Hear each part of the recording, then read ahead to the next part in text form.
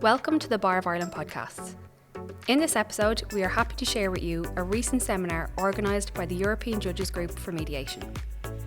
Journalists Tommie Gorman and Turlough O'Donnell, Senior Counsel, addressed an audience on the role of mediation in the development of the Good Friday Agreement. This session was introduced by Miss Justice Anne Power, Judge of the Court of Appeal. Good afternoon, everybody, and thank you very much to the organisers for this enormous privilege of being asked to moderate at this event. I have a few moments to speak, but before doing so, I want not just to introduce, but to thank very sincerely our two most distinguished speakers for giving of their time, their insight, and most of all, their on-the-ground experience in terms of witnessing a path from conflict to peace and in terms of dealing with mediation on an everyday basis. We have, of course, Mr. Tommie Gorman and we have Turlough O'Donnell. They don't need any further details. I'm sure you know of them. I have been asked to just give a 10-minute talk, so that's what I propose to do. And I suppose really, if I wanted to start, it would be to bring myself back to the 1980s. And I remember very clearly doing my Leaving Cert, preparing for it, and being struck by the resounding repetition of three words, never, never, never. And I remember thinking, the hunger strikers were dying by the day. I'll never see peace in Ireland in my time. So deeply entrenched were the two opposing sides, I thought I'll never see peace. And yet, never lasted just 18 years. Before we knew where we were in the middle of a pathway of a journey. When I found myself in Strasbourg in 2008, I realised that contrary to what I thought in terms of the Second World War being eons ago, something I learned about in the history books, I learned very quickly that the Second World War happened yesterday. The past is very near. And the sense of conflict and the sense of almost walking on eggs around each other in a city that straddles Germany and France, it was very palpable. And I suppose war uncovers the depths of our capacity for brutality, the depths of what we are capable of doing from one human being to another. And as Alexander Solzhenitsyn said, the line dividing good and evil doesn't run through states and nations. The line dividing good and evil runs through the heart of every person. And I think if we start with the person and come back and end with the person, we might find some way, a pathway to peace. So not only was I listening to never, never, never in Ireland, when I got to Strasbourg, the same never again, the same word never was resounding. It became the anthem or the rallying call that inspired what really was a European project. Never again would any part of Europe that ratified the convention allow itself to deny the intrinsic value of the human person. Never would it allow its own citizens to be treated without supervision from an external body. So that question, I think, of submission to supervisory jurisdiction is a critical factor in the whole European project. And I suppose really the Court and the Council of Europe was born from a commitment to memory, a commitment that never again would we allow ourselves to stoop to the levels that we saw during the Second World War. I see it was born from a belief that human dignity is a reality. It's not just a fancy word we talk about. It's actually a reality. And that such a thing as absolute values exist. You've only to look at Article 3 of the Convention to see there's no derogation. There's no relativism about Article 3 of the Convention on Human Rights. No one is to be subjected to torture or inhuman treatment. And of course, it was a belief in the primacy of the individual over ideological bonds. No matter how strong our bonds of ethnicity or religion or culture may be, they don't take primacy over the value of the individual. And if I was to say there was one contribution that the Convention and the whole court system made to Europe, it is the contribution of human dignity, the recognition that to be a human being is of value. It's the foundation and the cornerstone of contemporary human rights instruments like the Universal Declaration, like the Convention, and really these instruments are common. They recognise a common agreement that irrespective of nationality, language or ethnicity, to be human is to be of value. And I think that respect for the individual, for us, the individual dignity of the person, is the first step towards peace. And I like to think of human dignity as almost an imprint, just as membership of a natural family carries a shared genetic makeup. Membership of the human family carries a shared imprint of value. And it is because of this being valuable that individuals are recognised as having human dignity. So I suppose really the Convention underscores the fact that human rights come with the territory of being human. They are not something that the state gives to us. They are something that the state respects. And when the state interferes with them, there must be legitimate reason for same. Now, of course, we know that the Convention is an integral part to the Good Friday Agreement, and I am not an expert on that, and I'm really looking forward to the two speakers that we have for their insights. But one aspect of the Convention structure and the mechanism does strike me as important, and that is what I said, this commitment to allowing one's treatment of one's own people to be subject to a supervisory jurisdiction, to let other people see how people are treated within every state that's a contracting party. And of course, submission to the supervisory jurisdiction is not about loss of sovereignty, but it's about a commitment to a shared understanding of human rights. Now, we all know that recently the Northern Ireland Troubles Legacy and Reconciliation Act passed into law. And I think you'll be familiar with the fact that there are serious concerns raised in public discourse in relation to the Act's compatibility with the Convention. It provides for a limited form of immunity from prosecution for Troubles-related offences for those who will cooperate with the new Commission. Really, my little contribution here today is to look at how an international court dealt with legacy issues that came as a result of conflict. So it was really a post-conflict society that I found myself dealing with. And the court's case law developed from the various conflicts you see there, the occupation of Cyprus, northern Cyprus, the separatist movement in southeast Turkey, disappearances during the war in the Balkans, enforced disappearances in Chechnya, and more recently, Ukraine. Now, I think the jurisdiction of the court, as we all know, is limited temporarily. It's limited temporally. You cannot bring a claim of a violation against a state prior to its ratification of the Convention. So this concept of ratione tempore is important, and it was underscored in a number of cases you see there. But I do remember the shock in the court when Scylla and Slovenia was announced. It had nothing to do with peace and conflict. It was a medical negligence case. But the question was, could Slovenia be held responsible for failing to investigate a death, even though the death had occurred prior to Slovenia's ratification of the Convention or the entry into force? And the court, I wasn't sitting in the court on that panel, but the court decided that even if the event occurred pre-ratification, if the procedural failure to investigate a death straddled into the state's obligation, then a procedural obligation of Article 2 was to be found. And that really had significant impact for many cases involving deaths that occurred in conflicts prior to a particular state's ratification of the Convention.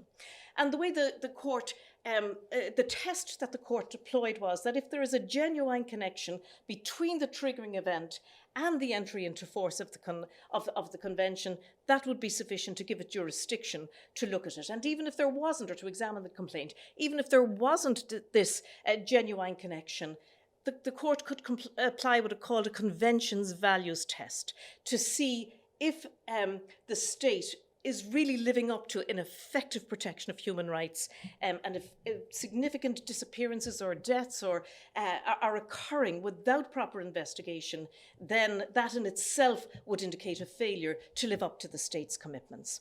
Now, I suppose most of the cases dealing with Cyprus and Turkey had to do with disappearances.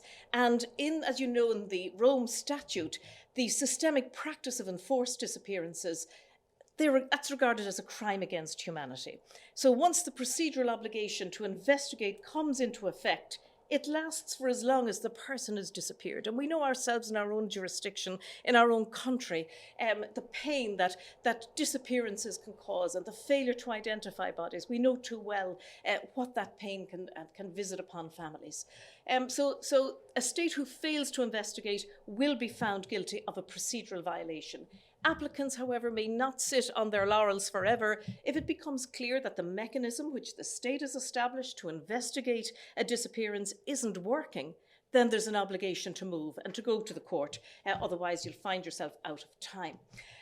A couple of cases I look at very briefly from my experience there before handing over to our speakers. Palic in Bosnia versus Herzegovina. This was an important case because the court was looking at a country that was trying to establish itself in the wake of the most brutal violence that we all recall. 100,000 people killed, 30,000 disappearances, 2 million people displaced.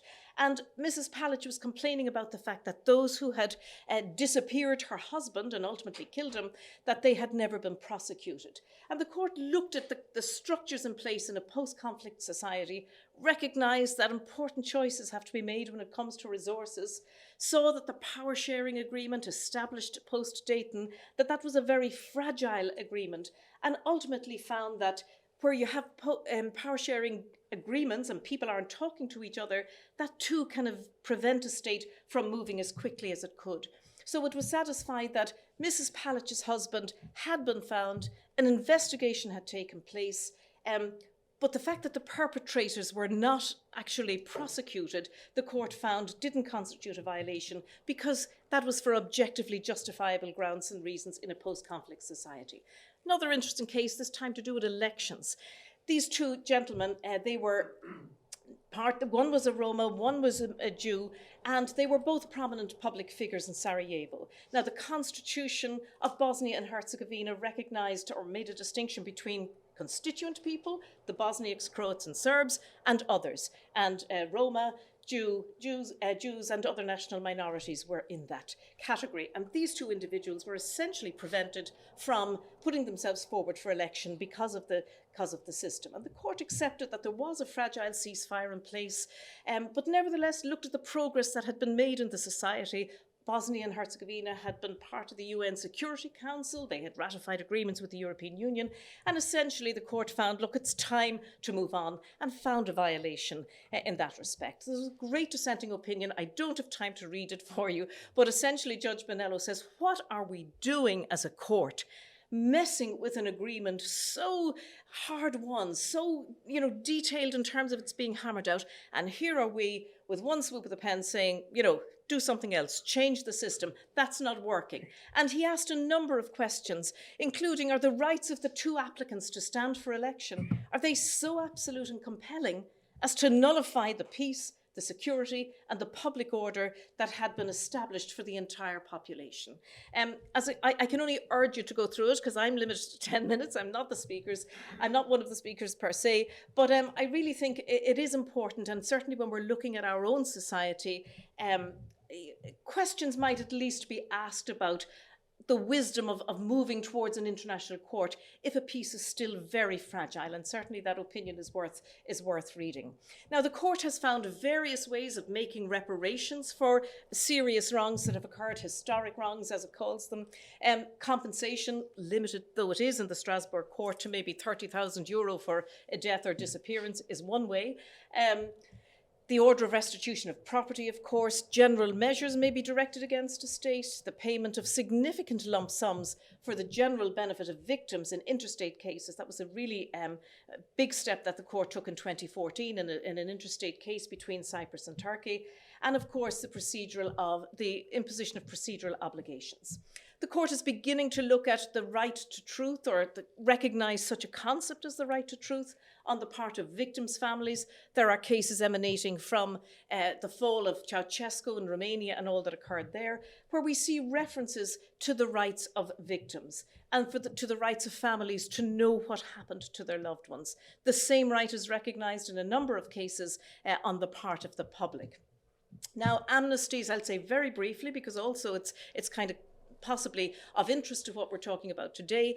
The court does not regard amnesties as something that really, one has to swallow as part of a peace process. Margus in Croatia was a case where an individual had been prosecuted, and he'd actually received an amnesty, and then the state sought to prosecute him at a later date, and he said this was a violation of Article 7.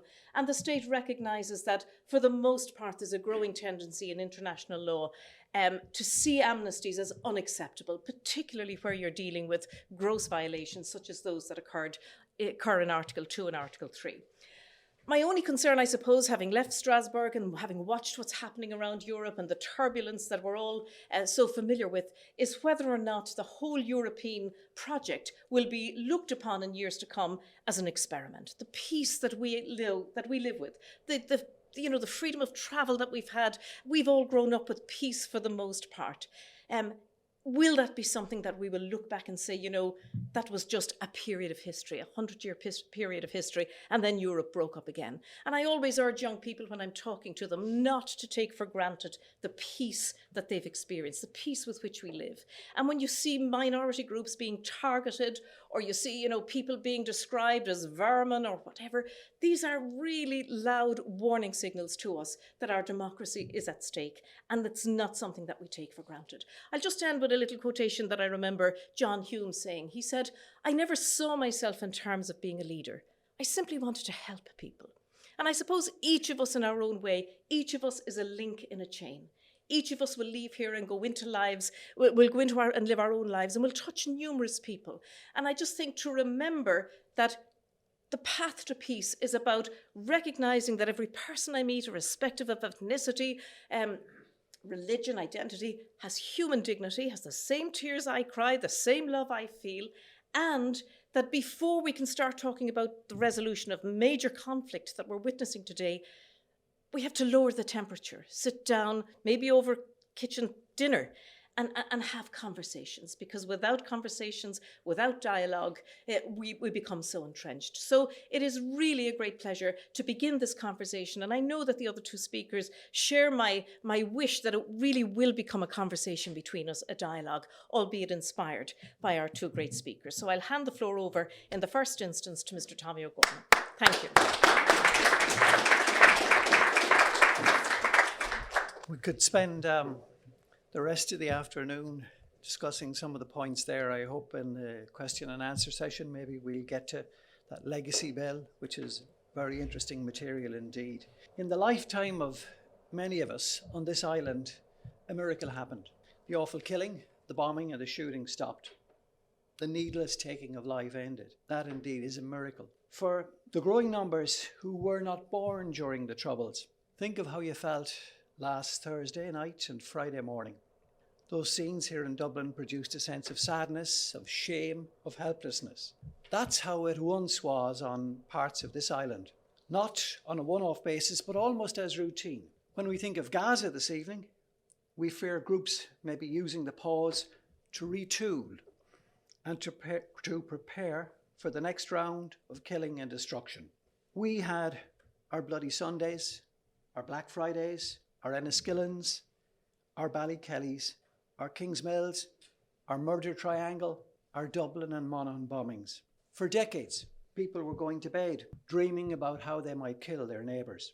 When paramilitaries came to attack the family home of the SDLP politician Austin Curry in rural Tyrone in November 1972, he was away speaking at an event in Cork. Not to be put off, the mass gang turned to his wife, Anita. As her two daughters looked on, they beat her, kicked her unconscious, and then used a blade to carve the letters UVF on her breast. That's what our peace process, including the Good Friday Agreement, managed to stop. And the purpose of this event is to reflect on that phase in our history and discuss what we might learn from it.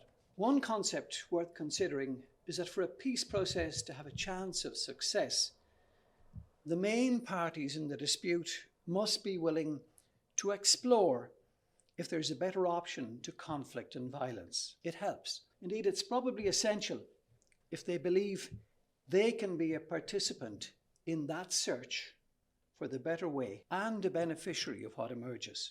It can happen in the darkest times that a glint of light, an opening appears unexpectedly. In the spring of 1981, IRA member Bobby Sands started a hunger strike campaign at the Maze prison. 10 men, himself included, would die in that campaign. On March the 5th of that year, the MP for Fermanagh South Tyrone, Frank Maguire, suffered a heart attack and died. He was 51. At the time, Bobby Sands was 5 days into his hunger strike. In advance of that campaign, the Republican movement had no sense that it would coincide with a by-election in Fermanagh, South Tyrone. On polling day, the 9th of April, Sands was the anti-H Bloc Armagh political prisoner candidate. The SDLP stood aside in what was a first-past-the-post election. Sands received over 30,000 votes. It gave him a 1,400 majority over the Ulster Unionist Party candidate, Harry West. That election victory gave the Republican movement a first tantalising glimpse of the possibilities of the political road. At the time, Republicans were doing most of the killing and the bombing. It would be a further 5 years, 1986, before Sinn Féin changed its policy on taking seats in Dáil Éireann. It did so at the party's Ard Fheis in Dublin. It would be a further 16 years, 1997, before it won its first Dáil seat in Cavan Monaghan. That happened 3 years after the 1994 IRA ceasefire and 1 year before Sinn Féin signed up to the Good Friday Agreement. It's my view that the long journey of the IRA going away began with that Bobby Sands election victory in 1981. And the chain of events that has followed since includes Sinn Féin becoming the largest party in Northern Ireland and in this jurisdiction, with further changes in the offing. 2 further observations worth raising. When conflict is stuck in what seems like impossible deadlock, widening the lens, attempting to see a problem in context, in the context of the bigger picture, the wider canvas, that can be useful. And secondly, outside help, the assistance of other parties can be a positive influence, provided those parties come to the challenge with talent, with heft, with a good heart, and with no malign intentions. In 1972, John Hume received what he thought was a hoax call from US Senator Ted Kennedy, asking him to come to Bonn to talk about the troubles in Ireland. Hume had to borrow the money for that trip. It led to Hume's relationship with the group that became known as the Four Horsemen: Ted Kennedy, Tip O'Neill, Daniel Patrick Moynihan, and the New York Governor, Hugh Carey. Now, the Irish problem was being internationalised. That Kennedy connection would continue when Teddy Kennedy's sister Jean was appointed US Ambassador in Dublin in 1993. She retired from the role on the 4th of July, 1998, 2 months after the Good Friday Agreement. We'll come back to her later. We'll also return to the role played in the Good Friday Agreement by the Clintons, Bill and Hillary, and the envoy President Clinton appointed to Ireland, George Mitchell. It's not insignificant that the current US Special Envoy for Northern Ireland, Joe Kennedy, is a grandnephew of Jean Kennedy Smith and Teddy Kennedy, and a grandson of the former US Attorney General, Bobby Kennedy. Another discussion point linked to those concepts of widening the lens to see the bigger picture and the assistance of well-meaning, talented outsiders is Ireland and the UK joining the European Community in 1973. On that stage, our relationship as neighbours entered a new phase. We were no longer that small island behind the bigger one. We were equals around a table. And as part of that bigger club, we also discovered that often we had mutual interests. We had a lot in common. Many of what became important relations between Irish and British politicians and officials and judges began and were nurtured in that European setting. One example to make the point had Ian Paisley, the DUP leader, the Ulster Unionist MEP Jim Nicholson, and the SDLP leader John Hume, making representations on behalf of Northern Ireland families to the European Commissioner for Agriculture, Ray McSharry. Much of my working life was spent interacting with politicians. I liked the vast majority of them. I wouldn't try to do their jobs. I knew very few of them on the make at the expense of people who elected them. I see politicians as essential worker bees in the operation of a democracy and in the search and the delivery of solutions to conflict. Soon after the Troubles began, there were efforts to find a political solution. Sunningdale in 1974 tried and failed. A decade later, the Fine Gael Labour coalition government headed by Gareth Fitzgerald and Dick Spring set up the New Ireland Forum. It was open to all democratic parties who rejected violence and who had members elected or appointed to either House of the Oireachtas or the Northern Ireland Assembly. Sinn Féin was excluded. The Alliance and the Unionist parties stayed away. We moved on to the Anglo-Irish Agreement in 1985. For the first time, it offered the Irish government an advisory role in the running of Northern Ireland on political, legal and security matters, as well as the promotion of cross-border cooperation. It drew almost universal hostility from Unionists, epitomised by the rally attended by hundreds of thousands outside Belfast City Hall, where Ian Paisley made that famous "never, never, never" speech. The fear in unionism was that the agreement marking the beginning of the slippery slope and the sellout journey towards a united Ireland was underway. As we explore our experience of reconciliation, it's worthwhile spending just a few minutes reflecting on the importance of resilience, of not giving up. Each time a set of proposals was put forward and rejected, as happened with Sunningdale, with the Anglo-Irish Agreement, lessons were learned, and that knowledge was brought into the mix when the next attempt was being prepared. It's also worth reminding ourselves that in the bleakest of times, heroic figures emerged. Who could forget Gordon Wilson, recalling how his daughter Mary said to him, "Daddy, I love you very much," as she lay dying in the rubble caused by an IRA bombing in Enniskillen in November 1987. They were her last words. His response was astonishingly moving. "I bear no ill will. I bear no grudge. Dirty sort of talk is not going to bring her back to life. She was a pet. She's dead. She's in heaven and we shall meet again. I will pray for these men tonight and every night." During those terrible years that included the SAS shooting dead of 3 IRA members in Gibraltar, Michael Stone's attack in Milltown Cemetery, and the killings of 2 British Army corporals in West Belfast, efforts to find an alternative to conflict continued. The role of trusted intermediaries working discreetly in a non-attributable way was crucial. Nowadays, the names of some are known. Father Alec Reid, the Redemptorist priest, Derry businessman Brendan Duddy, another Derry man, Dennis Bradley. Others may never be known, and they want it that way. But they were crucial in working to prepare the ground for the next public push at peacemaking, as was John Hume in the secret talks progress he began with Gerry Adams. December the 15th next will mark the 30th anniversary of the signing of the Downing Street Declaration. The trusting relationship between John Major and Albert Reynolds could be traced back to their times attending meetings of EU finance ministers. During the Downing Street news conference where they gave details of their agreement, Major said, "If the provisionals will end and renounce violence for good, the British government is prepared to enter exploratory talks within 3 months, when cessation of violence has been clearly established." Albert Reynolds told RTÉ's Donald Kelly that night, "If there are winners or losers out of this document, then it would be a setback for peace.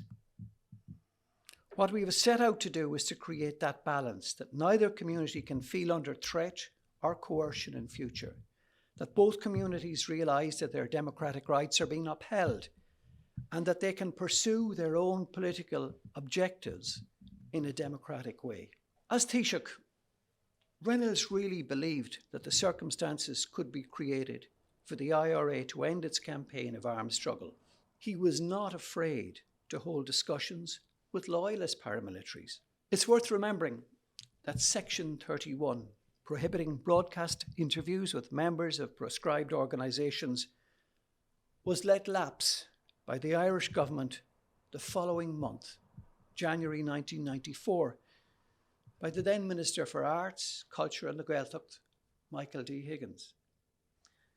That was a further incentive to concentrate on the ballot box rather than the Armalite. Reynolds would be gone in controversial circumstances from the role of Taoiseach in November 1994. But 3 months before that, the IRA had announced a ceasefire, not a pause, a ceasefire. It would not have happened without the influence of the United States. Bill Clinton was sworn in as US President in January 1993. He would be in office for the next 8 years. It's more than a coincidence that the IRA ceasefire was established and restored after it broke down during his time in the White House. And the Good Friday Agreement was got over the line with several persuasive phone calls from him to steady and encourage some of the nervous participants. You'll remember the granting of the Gerry Adams visa. Clinton was opposed by some of his own officials, by the British government. The influence of Jean Kennedy Smith, the ambassador here at the time, was crucial. President Clinton did other things too, including the appointment of former Senate Majority Leader George Mitchell as his special envoy for Northern Ireland in January 1995. In time, the British and Irish governments would agree that Mitchell would chair the negotiations designed to find a political agreement that would end the Troubles. Those discussions took 700 days, with over a year spent devising procedures and the agenda. Throughout that time, Mitchell was a gold standard chairman. He had presence, he was calm, fair, and he had enormous focus. Every time I heard what people call John Hume's single transferable speech, I learned from it and I was moved by it. It was the very same every time. It is the very same every time I hear Senator Mitchell tell his own backstory and the values that anchor him. I'm always moved and inspired by him. If his involvement played a vital role in achieving the Good Friday Agreement, the chemistry between Tony Blair and Bertie Ahern and the determination they brought to their role as co-guarantors was also important. They were both new to the job. Ahern became Taoiseach in June 1997. Blair became British Prime Minister the previous month, May 1997. Ahern had the skills of a negotiator involved in social partnership deals. Blair was brimming with self-confidence and a born risk-taker. One of George Mitchell's most important interventions was to set a deadline when the deal was in the balance. Another really important factor in the Good Friday Agreement was the work of the crafters and the drafters. In a rough division of labour, the Irish government took responsibility for interacting with nationalism and the British dealt with unionists. There was often crossovers. But civil servants did much of the vital work, with the different parties often demanding insertions and amendments. Hume's learning from Europe and the compromise principles at the heart of the European Union provided important inspiration for him and for the knowledge he and Mark Durkan brought to those negotiations. That agreement widened the lens. Catholics, Protestants, Unionists, Nationalists, British and Irish, all had something in common as citizens of Europe. A fact later forgotten in the Brexit debate. The agreement had lots of selling points.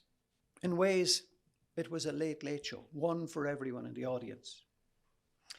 A promised referendum south of the border, facilitating the removal from its constitution of the territorial claim on Northern Ireland, again for unionists. 6 new cross-border bodies, a British-Irish council structure, and a promise of a border poll when the circumstances were appropriate, good for nationalists. The return of devolved government, good for the political parties, good for the citizens, and a mandatory coalition model that could include all those committed to exclusively peaceful means, provided they had a mandate from the electorate. Prisoner releases, good for the paramilitaries and their support base.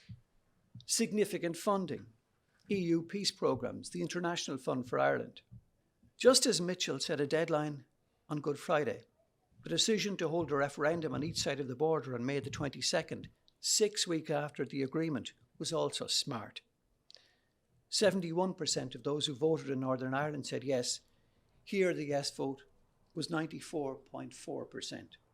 A major feature of that Good Friday Agreement was it offered a role to Republicans provided they renounced violence. To date, loyalist paramilitaries have not been able to make their own space. That's a weakness of the peace process since. After she left her role as Northern Ireland Secretary, I went to see Mum Molam in London. She said to me that, as she saw it, a major flaw in the agreement was the DUP were not involved. She was right. The next phase of the stop-start political process was about addressing that flaw. One date is etched in my memory. It was our 20th wedding anniversary, October the 21st, 2003. On that day, General John de Chastelain was due to return from overseeing IRA weapons decommissioning. It was long overdue. And the Ulster Unionist Party leader, David Trimble, would not countenance a role for Sinn Féin in the power-sharing administration unless weapons were put beyond use. De Chastelain arrived late in Hillsborough. I remember seeing Tony Blair in a side room, encouraging de Chastelain to present an optimistic account of his experience. De Chastelain stuck faithfully to describing what he saw and didn't see. He was not prepared to over-egg his account of decommissioning light. David Trimble was understandably unimpressed. He was not prepared to set aside his reservations. The DUP spared nothing in their description of Trimble as someone who was being messed about by Republicans and weak. In the following month's Assembly elections, Unionists voted for the more hardline DUP and punished David Trimble and his party. For the first time, the DUP were the dominant voice of unionism. The very same happened within nationalism, with Sinn Féin outperforming the SDLP. Many other twists happened that one couldn't really anticipate. In August 2004, Ian Paisley was in such poor health that his doctors advised him against flying to political negotiations at Leeds Castle in Kent. He was 78 at the time, and when he arrived at his destination after the ferry trip and the long car journey, he looked gravely ill. When travelling back, he went to see a consultant in Scotland, whose advice restored Paisley to full health. He had a new determination to lead his party into power sharing in the right circumstances. In December 2004, the IRA robbed the Northern Bank. That was meticulously planned. The murder of an innocent man, Robert McCartney, by Republicans in a Belfast bar the following month was not. That crime and the cover-up caused outrage. The following March, Robert McCartney's sister and partner were welcomed to the White House by the likes of Teddy Kennedy and Hillary Clinton. Gerry Adams was not. The Armalite in one hand and ballot box in the other strategy had run its course. The DUP pressed hard for the IRA to leave the stage, weapons decommissioning included. Then there was the time in November 2006. Successful talks at St Andrews in Scotland seemed to have created a pathway for the commencement of a power-sharing administration led by Sinn Féin and the DUP. But Ian Paisley was confronted by considerable opposition within his party. It seemed his opponents, that were nicknamed the 12 Apostles, were going to vote him down in the Stormont chamber.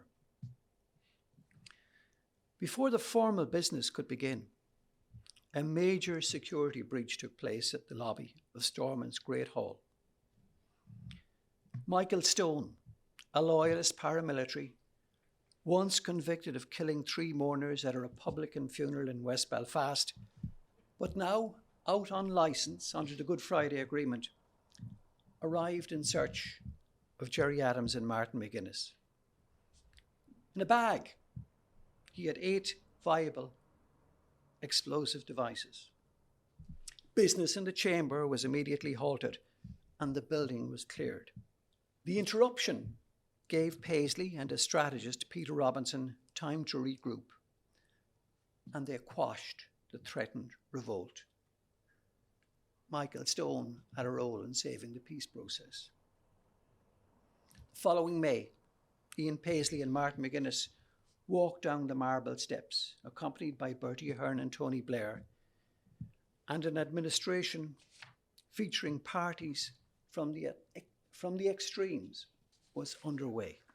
It's a feature of our peace process that it strengthened the influence of Sinn Féin and the DUP at the expense of the SDLP and the Ulster Unionist Party. Often the accusation is levelled that in shunting to one side, the policies of the parties who did the heavy lifting in the tough early days, there was real offence to the principle of fairness. Does the concept that one's policy triumphed amount to success, or is that an impossible swallow? There is the consideration that voters ultimately provide the mandate for candidates and parties. But these questions are relevant on both sides of the border now. Sinn Féin's increasing mandate in Dáil Éireann is at the expense of other parties. The Taoiseach at the time of the Downing Street Declaration was Albert Reynolds. The Taoiseach at the time of the Good Friday Agreement was Bertie Ahern. Did they envisage that their party might encounter the squeeze in the south that Sinn Féin exerted on the SDLP in the north? Did they consider that a price worth paying? Looking back at what I saw close up, several thoughts and phrases come to mind. At times, when difficult decisions are required, the principle of walking in the other person's shoes is relevant. Fittingly, in a Northern Ireland context, Martin McAleese often asked, "What would Jesus have done?" I remember conversations with Martin McGuinness, who had a long journey to travel. He had been a member of the IRA. I suspect he was a member he remained a member of the IRA long after he said so, long after he said he had taken the road to peace. But McGuinness became a believer in the power of generosity. He saw generosity as the most powerful weapon of all. In March 1998, 5 weeks before the signing of the Good Friday Agreement, loyalist paramilitaries shot dead 2 men in a pub in the County Armagh village of Points Pass. Philip Allen was a Protestant, Damien Traynor a Catholic. The 2 men were friends. The Ulster Unionist Party leader David Trimble and the SDLP's Seamus Mallon decided they would visit both families together. David Trimble later recalled, "A number of people told me that when they saw that, they believed there was a possibility of things working. Up until then, politics in Northern Ireland hadn't worked and hadn't delivered." I remember going to see Seamus Mallon at his home in January 2020. He was in bed, watching a GAA match on TG Cahir. He was losing his battle with illness. We talked about his relationship with Trimble, the many rows they had, but also the respect they had for each other. That evening, I phoned David Trimble and passed on the message that Seamus would like to see him. David Trimble made that journey, and he said afterwards, "It was important to him and it was important to me too. When I left last Friday, I said I would come back next week, but I didn't because time ran out." A pattern I saw with many key figures of our peace process, Mallon and Trimble included, is that in the autumn, and in cases the winter of their lives, there was a sense of regret that people hadn't made the compromises sooner. That knowledge guides me as I look at Northern Ireland nowadays. The most important truth is there is no return to violence. For a variety of reasons, I don't see that happening. But there is political stalemate, and the society doesn't have the system of devolved government it needs and deserves. Brexit is effectively the spanner that was pitched into the workings of a delicately balanced machine. Those who promoted the UK leaving the European Union did not take full account of how their actions might affect the Good Friday Agreement. But that's done, and we are where we are. And because of what I saw close up during my years in Northern Ireland, I remain an optimist. In January 2020, Stormont had been closed for 3 years. Julian Smith and Simon Coveney fronted the negotiations that produced a deal to restore power sharing. Smith is such an impressive man. He has contented himself in recent times to play a behind-the-scenes role in Rishi Sunak's government. He had a role in the negotiations with doctors involved in industrial action. There will be a new pay deal for them to be voted on soon. Julian Smith is also quietly attempting to work up the deal, or to play his role in working up the deal that would see the DUP to return to power sharing. And if the Conservatives fail, there's a Labour administration that will be keen to take up the challenge. Keir Starmer once worked as an advisor to Northern Ireland's policing board. Some of the most influential members of his team, the likes of Pat McFadden, whose parents come from Donegal, Sue Gray, who worked in Northern Ireland, once ran a bar there, and Morgan McSweeney from Macroom, a new generation, his director of campaigns. They all have an understanding of the issues involved. So I remain optimistic that that space will be found. I'm also conscious that for a solution to be viable, it will have to return to one of the principles at the heart of our Good Friday Agreement. Something I heard my late father say about his cattle dealing days. You have to leave something on the table for the other side. Otherwise, it doesn't work. There's one final point I'd like to make. When you think back to what we remember as the Troubles, men were the dominant force. They did most of the arguing. They did most of the bombing and the shooting. Most of those killed were men. Think of Ukraine. Think of the Middle East. There the pattern is repeated. I could spend a long time listing the extraordinary women who had a positive influence in our peace process. But there's an obvious deduction to be made when devising templates and structures for reconciliation. Thank you.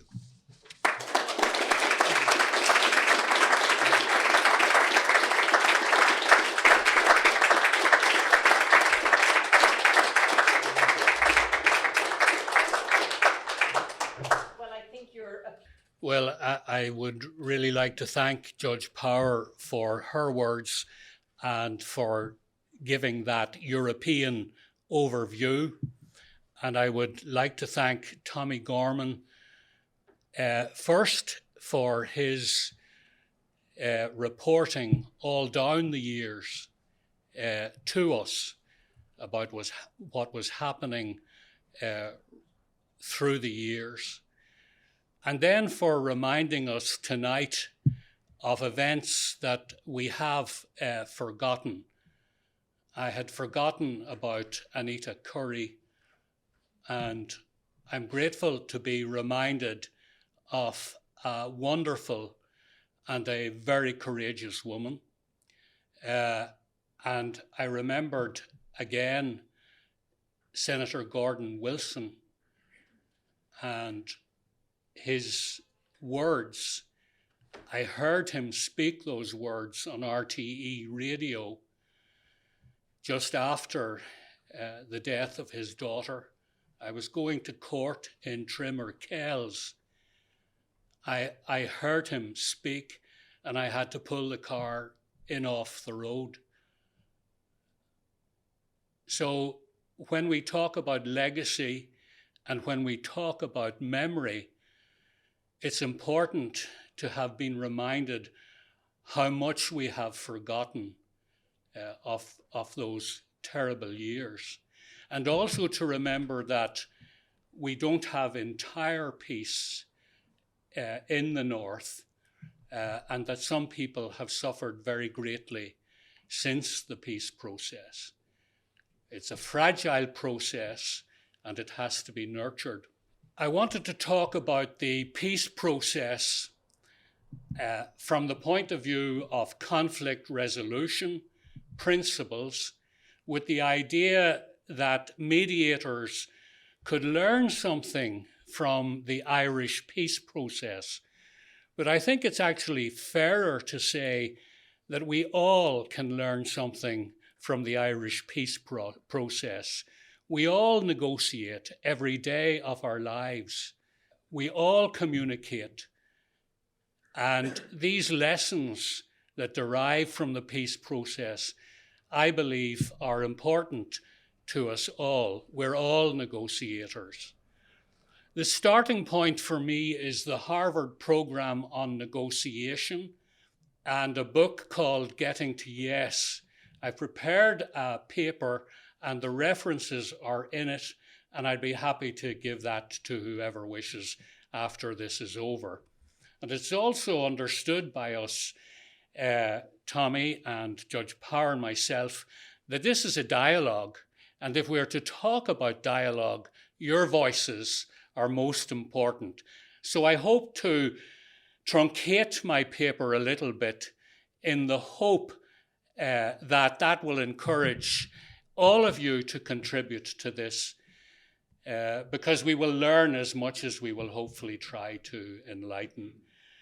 So the Harvard program developed from a very specific incident which happened in the 1960s during nuclear disarmament talks chaired by President John Kennedy. And they had reached significant agreement, and the negotiations came down to a discussion of investigations on Soviet and US territory to see whether the treaty was operating. The investigators would look for seismic events and monitor that to see whether people were keeping their word. The Americans wanted 10 inspections on Soviet territory, and the Soviets were prepared only to allow 3 inspections. And there the negotiation foundered. We say 10, you say 3, and the negotiations broke down without, as the authors of Getting to Yes say, without a discussion of what an investigation meant. Did it mean 1 or 2 people looking around each other's territory, or could it mean 100 people inspecting at any one time? The positions were 10-3. The needs and interests were the need to validate, the need for confidence building, and the needs weren't addressed at all. That form of negotiation is appropriate to the sale of a pony at the Ballinasloe Horse Fair, but it's not principled negotiation. Tommie's father is engaged in principled negotiation because he considered the need of the other party to have something left on the table.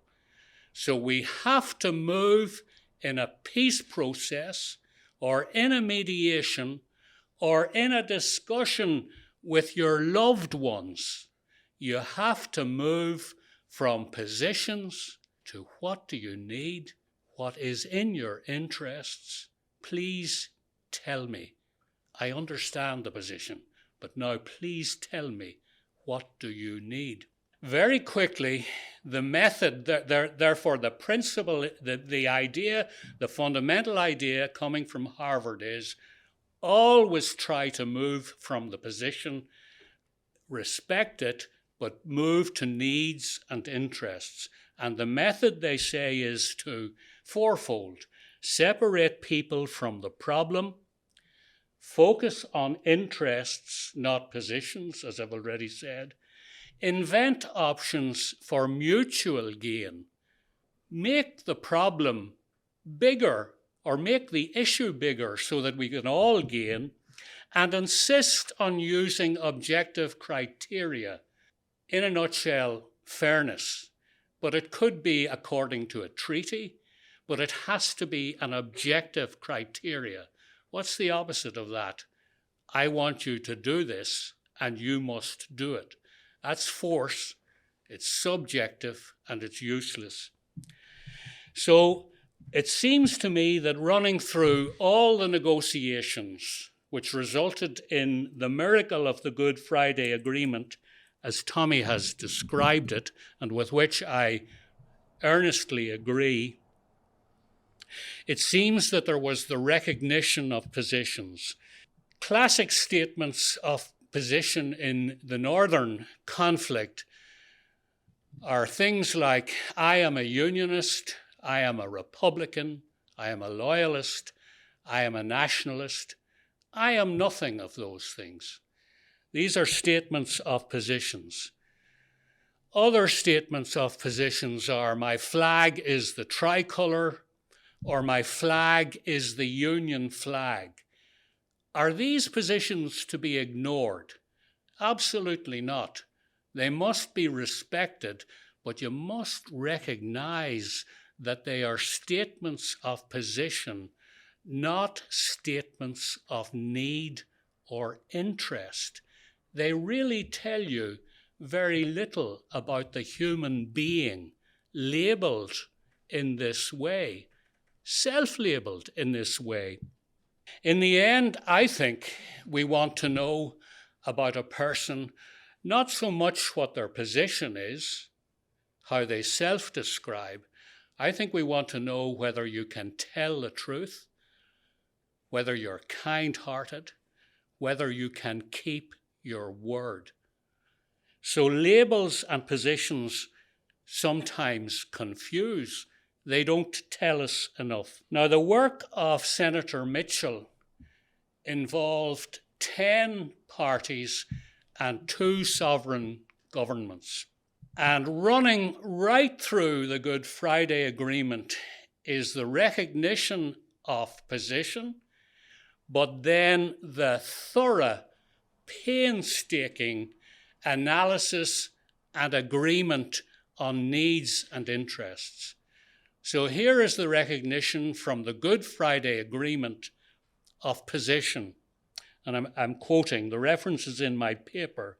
Quote, the birthright of all the people, the participants recognized the birthright of all the people of Northern Ireland to identify themselves and be accepted as Irish or British or both, as they may so choose, and accordingly confirm that their right to hold both British and Irish citizenship is accepted by both governments and would not be affected by any future change in the status of Northern Ireland.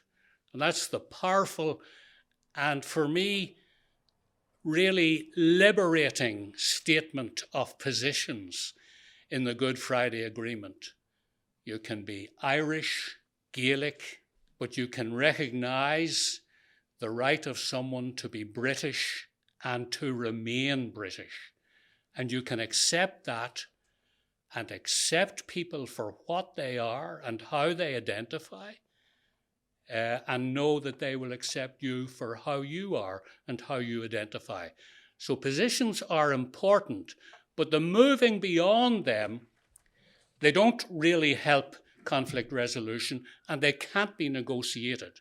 So you can't patch together the tricolour with the Union flag and say, here's our new flag. Pointless to negotiate positions, except in very primitive negotiation. Pointless to do that. Very important, however, to move immediately to the needs and interests. In the Good Friday Agreement, there is the triumph of principled negotiation, resulting in meticulous treatment of needs and interests. And here are some of them. The recognition and the description of the new democratic institutions, the Assembly and the Executive, which we will have in Northern Ireland, human rights, reconciliation, decommissioning, policing, north-south, east-west relationships, and prisoners. All of those, I think, are needs and interests, very fundamental ones. And as Tommie has described, you can see how those, you can see whence those needs and interests come. There is the trace of that in the agreement. Now, we see very strong positional argument in civil litigation. The statements, the pleadings, statement of claim and defence, are very strong positional statements. They are positional statements pleaded at their very height. They do not invite compromise. Everything, we believe, should go into a statement of claim, and there should be no soft peddling. That's the statement of position, and the defence is a response to that. But the mediator in those circumstances says, I understand your position, I've read the pleadings, but what do you need?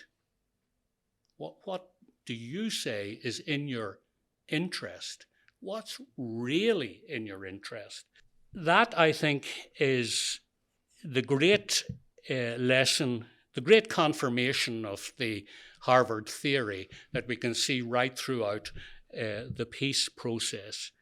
And without doubt, I think, during the discussions, a common interest identified was that the children growing up in the North from all communities would grow up with happy and fulfilled lives, and a common interest identified in ensuring this will never happen again, as Judge Power and Tommie Gorman have already adverted to.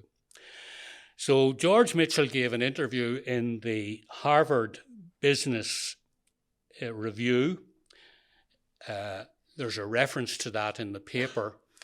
And he made a number of points, and interesting, I think, for mediators, is the fact that he had previously said that he used the same methods to resolve any dispute.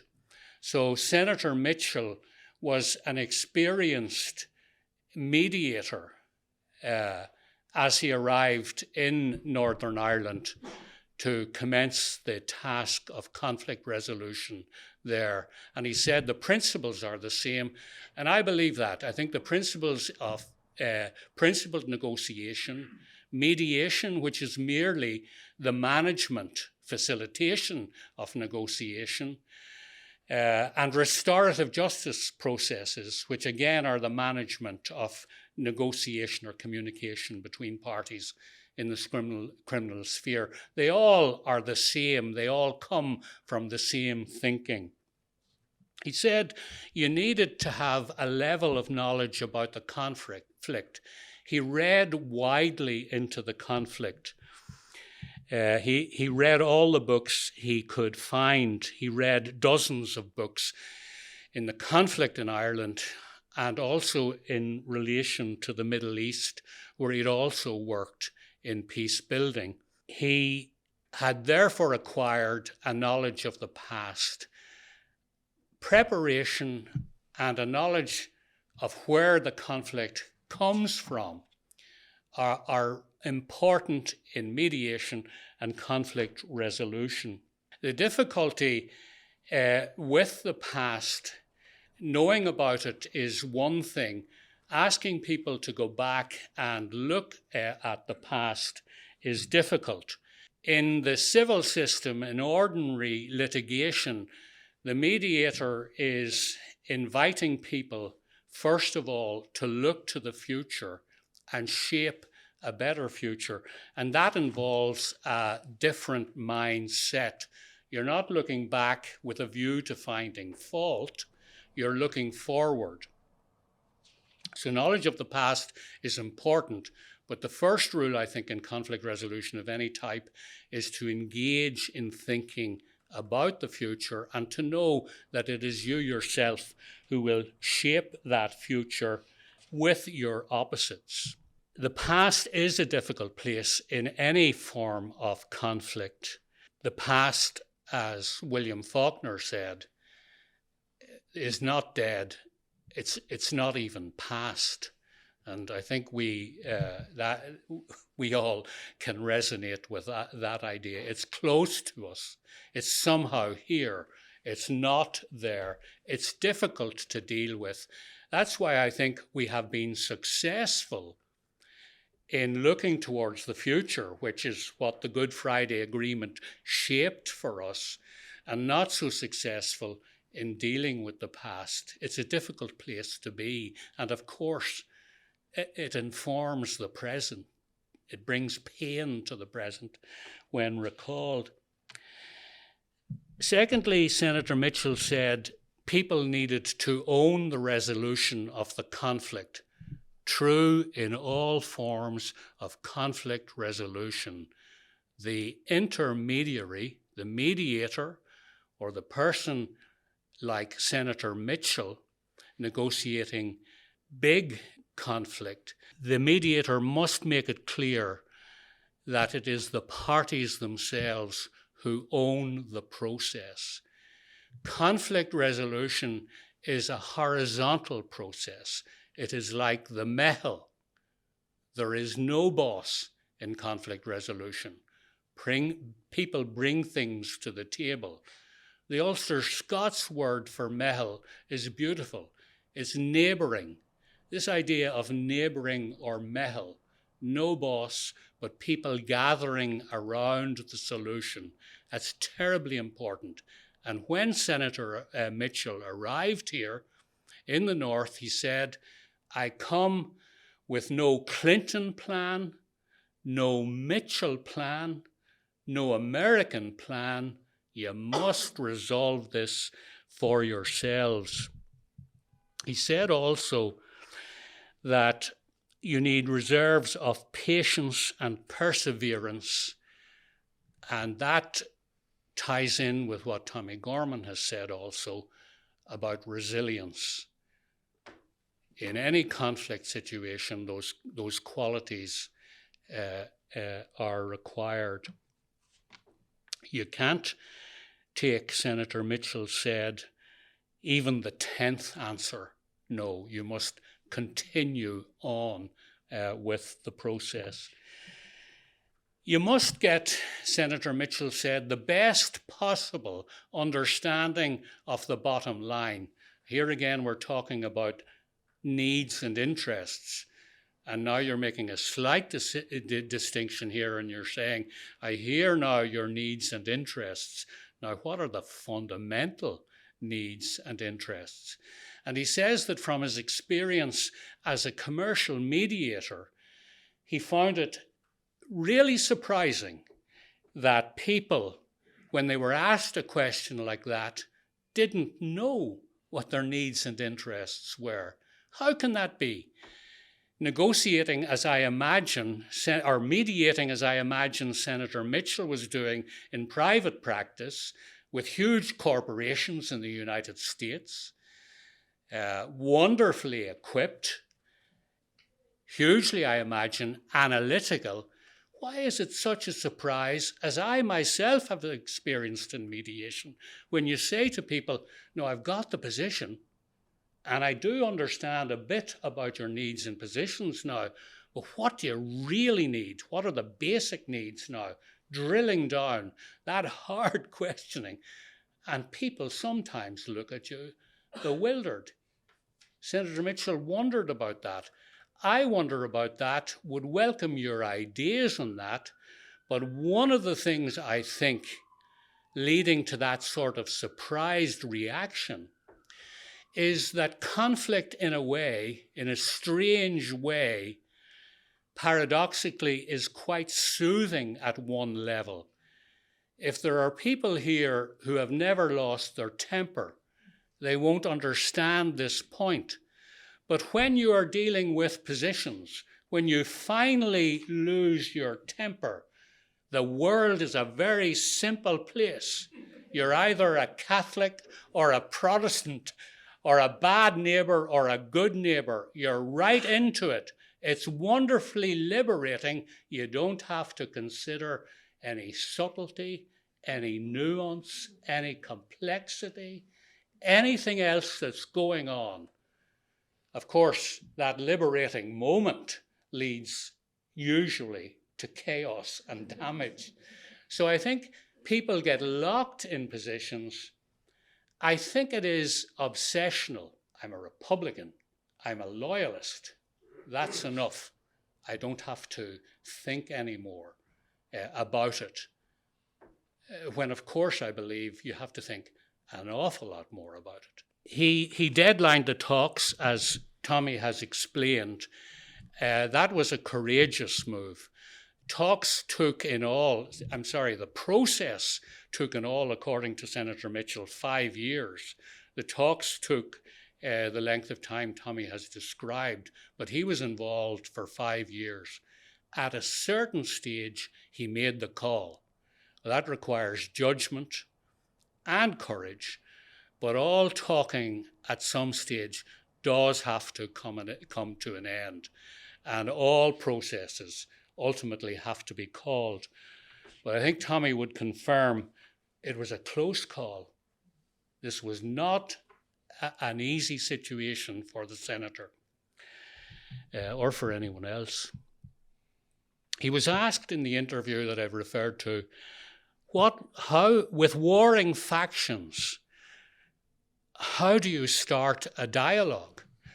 And he said, the senator said, there wasn't any problem in getting people to talk. Absolutely none at all. You can guess what the problem was. Getting them to listen. And what he's speaking of there is active listening. Listening to the facial expression, listening to the body language, listening to the tone of voice, listening to the hesitancy, the things unsaid and the things said, listening, if you can manage it, with a whole heart, your whole attention. And I think, in a way that I cannot explain, I believe in a way that I cannot explain, that form of listening is actually a form of communication. And maybe neuroscience will explain that for us in due course. I don't think there's as much duality there as we think, the talker, the listener. I think there's more going on, and trust in that. In any event, Senator Mitchell allowed, persuaded, enabled real listening to occur. He was asked then how he got people to listen to him, and he explained that what authority you have is derived largely from the respect and trust you're able to generate for yourself. He arrived as, or had been, Senate Majority Leader, a distinguished man, but the authority he carried in the process, I believe, derived from Senator Mitchell himself. And whether you're mediator, judge, facilitator, or whatever, I think authority comes from how you carry yourself and not from the title. Although some respect is due to the office, I accept that completely. And Tommie Gorman watched Senator Mitchell, and I listened to him as he was speaking, and I believe he made a huge impression on those who observed him. So moving briskly on, because I do want to hear. So the rest of this is available as a mehel to all of you. Hopefully you will add to it as well. But he used objective criteria, the essential criterion, fairness and parity of esteem and respect for everyone. So in the negotiation he permitted and facilitated, it was negotiated according to fairness and objective criteria. The thing to look out for in any conflict resolution is separation. If you want to read more about that, read the brilliant letter from Birmingham jail by Dr. Martin Luther King and his analysis, very, very deep analysis of segregation in the United States and and I use separation equally with segregation and what that does, what separation from other people does. He says in a nutshell, it leads to the objectification of the other person. And Belfast, even to this day, is quite divided city.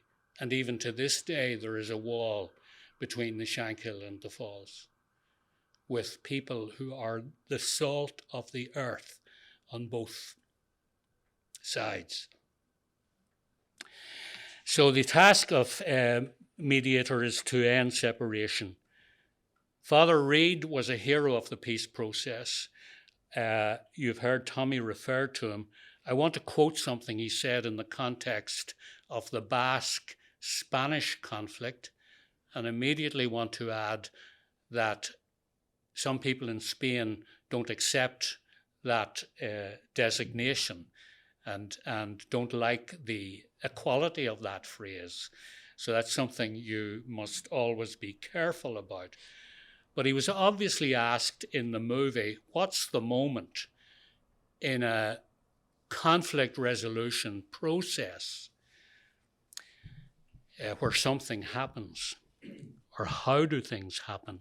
Quote, he said this, "A dialogue is the only dynamic, the only democratic dynamic for democratic conflict resolution.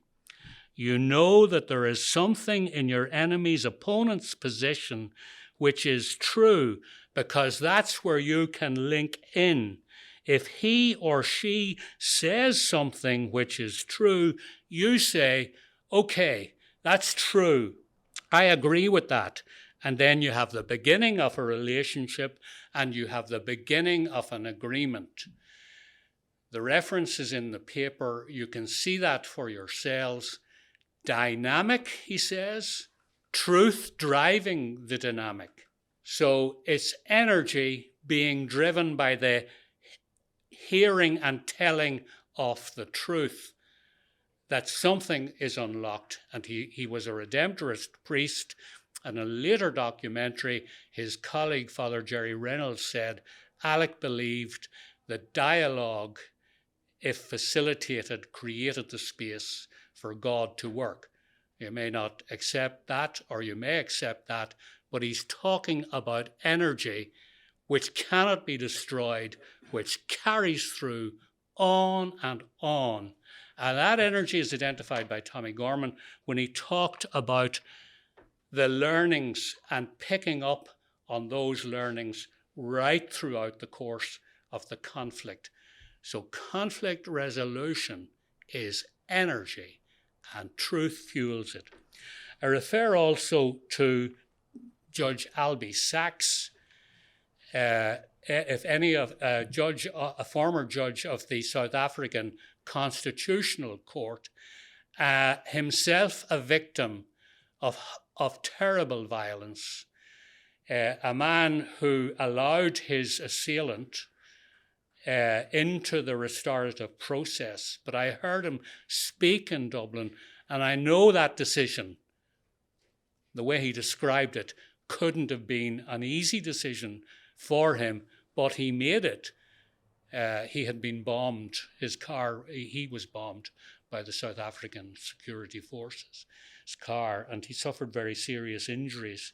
But he talked in the context of mediation. He talked of the introduction of grace and compassion into all our systems. And I think there is something of that in conflict resolution and mediation. The introduction, and not the only introduction, of grace and compassion in our systems. Senator Maurice Hayes, who I heard, another wonderful man, who I heard explain to a group of visiting lawyers in the context of the 9/11 atrocity.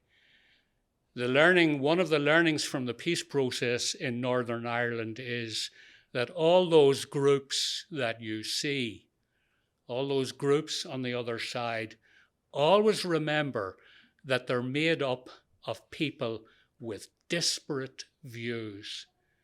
I think he meant by that there's always a chance, even the most extreme situation with extreme groups, that you can link in.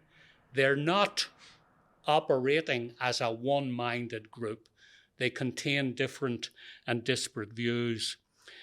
The Women's Coalition made a powerful contribution to the peace process. Rights of women, of course, guaranteed in the huge attention and the huge guarantee of human rights in the Good Friday Agreement. But the agreement itself specifically protects the rights of all and asserts, quote, the right of women to full and equal political participation. I don't think it was an easy process for the Women's Coalition, and maybe you can ask Tommie what he observed there, but I think it was difficult for them, and their contribution was immense. Reverend Harold Good is another hero of the peace process. I would like to go on further, but I would like to yield time to the floor now and say anything more is hopefully a matter for rich dialogue between us all and some brainstorming. The only idea I would like to advert to is we are mired in difficulty in relation to the Legacy Act, has already been referred to. But I move from positions there to needs and interests. I don't see the difficulty, and it might help if the British and Irish governments decided immediately and tomorrow to hear the voices of all the victims and record those voices for posterity.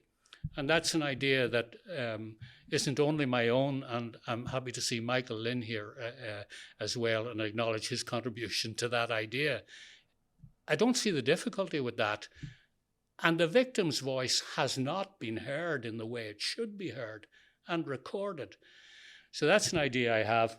If you want to hear some beautiful words, read Neruda's Demasiado Nombres, Too Many Names.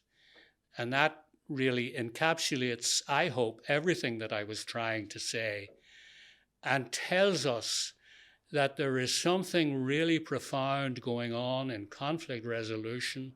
Neuroscience may help us.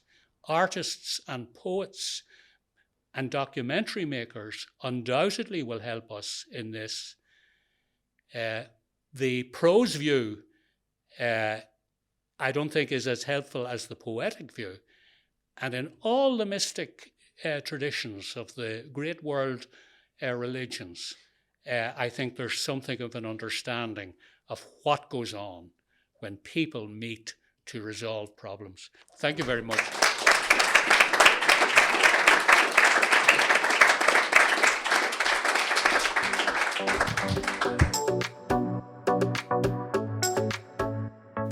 Thank you for listening.